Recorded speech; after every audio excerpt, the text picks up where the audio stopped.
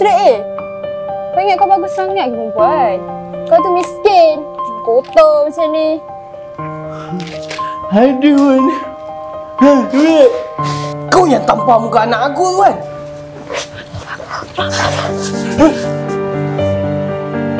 Kau berani kau?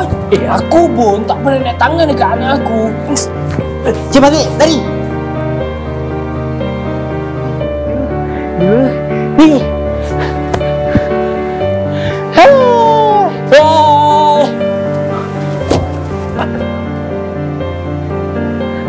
Abah!